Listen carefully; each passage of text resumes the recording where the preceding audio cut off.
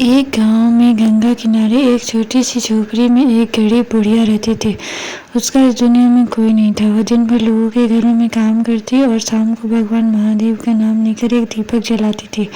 बुढ़िया बहुत गरीब थी, लेकिन उसका मन बहुत साफ था। वह रोज मिट्टी के छोटे शिवलिंग पर जल चढ़ाकर कहती, भोलेनाथ, मेरे पास देने को कुछ नहीं है, बस आपका नाम ही मेरा सहारा है।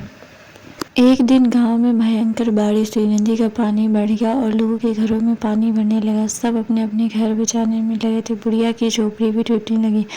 वह डर गई और हाथ जोड़कर बोली, महादेव, अब आप ही रक्षा करो। उसी समय एक साधु वहां आया। उसके शरीर पर भस्म लगी थी और हाथ में त्रिशूल था। उसने बुढ़िया से कहा, माई, क्या मुझे रात पर रहने की जगह मिलेगी?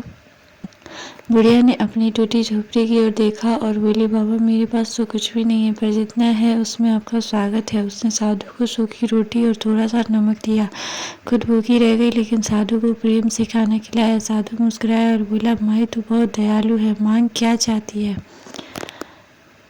बुढ़िया ने कहा, मुझे धन नहीं चाहिए बाबा, बस मेरे महादेव हमेशा मुझ पर कृपा बनाए रखना। इतना सुनते ही तेज प्रकाश फैल गया। साधु का रूप बदलने लगा। बुढ़िया ने देखा कि सामने स्वयं महादेव खड़े हैं। उनके साथ माता पार्वती भी थी।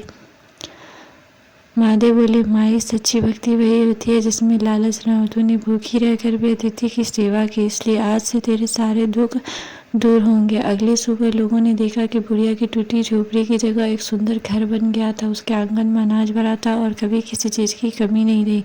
लेकिन सबसे बड़ी बात यह थी कि बुढ़िया का मन पहले जैसा ही सरल और भक्ति भाव से भरा रहा। वह रोज शिवलिंग के सामने दीपक जलाकर खाती।